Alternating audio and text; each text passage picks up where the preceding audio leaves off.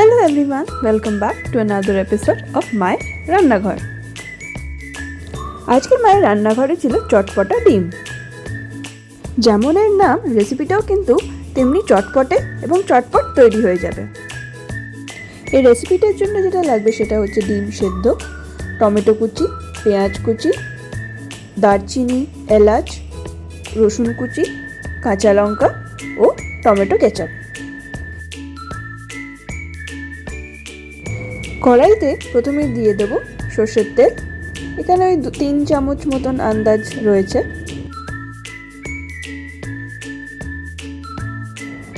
তেলটা যখন গরম হয়ে এলো, দেখলাম মা দিয়ে দিল এর মধ্যে দারচিনি ও এলাচ, তারপরেই রসুনগুলো দিয়ে দিল।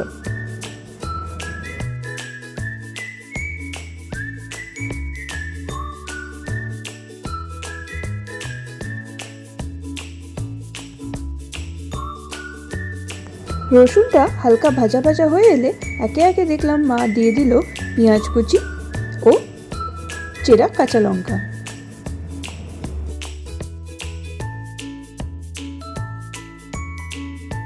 পেঁয়াজটা নরম হওয়া অবধি এটাকে ভেজে নিয়েছিল মা।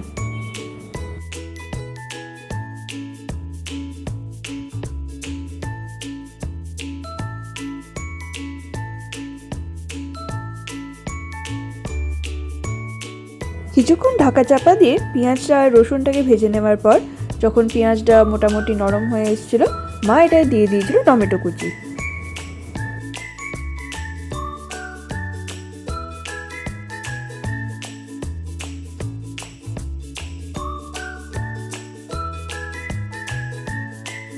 টমেটোটাও নরম হওয়া অবধি মা এটাকে ঢাকা চাপা দিয়ে ভেজে নিয়েছিল।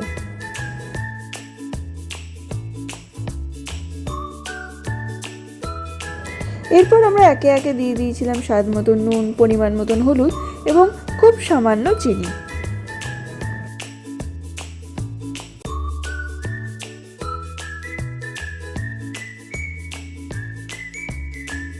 এরপর মা বলল একটু কালারটার জন্য অল্প, একদম সামান্য কাশ্মীরি রেড চিলি পাউডার দিতে। এবার সবকিছু ভালো করে মিক্স করে নিতে হবে। এই পেঁয়াজ আর টমেটোটা ভাজার সময় মা দেখলাম গ্যাসটাকে সিমে করেছিল। এই পুরো ভাজাটাই কিন্তু সিমে রান্না হচ্ছিল।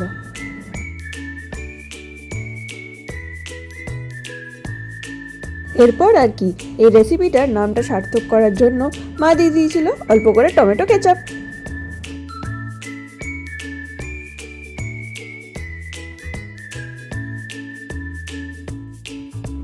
এরপর আগে থেকে সেদ্ধ করে রাখা ডিমটা আমরা এটাই দিয়ে ভালো করে মিক্স করে নেব।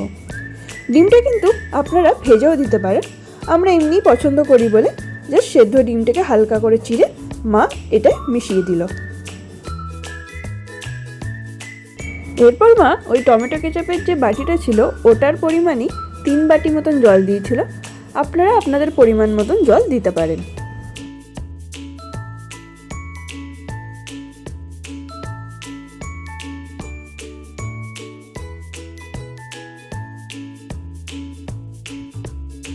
এরপর এটাকে কিছুক্ষণ ফুটিয়ে নিলেই তৈরি হয়ে যাবে আমাদের চটপটা ডিম।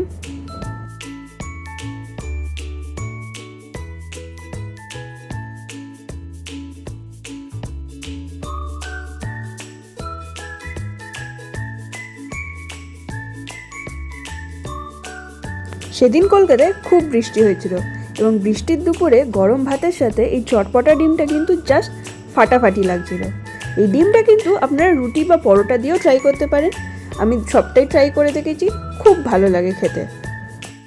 রেসিপিটা ট্রাই করলে অবশ্যই জানাতে ভুলবেন না কেমন লাগলো রেসিপিটা। ভিডিওটি ভালো লাগলে অবশ্যই do like, share and subscribe to our channel. Thanks for watching.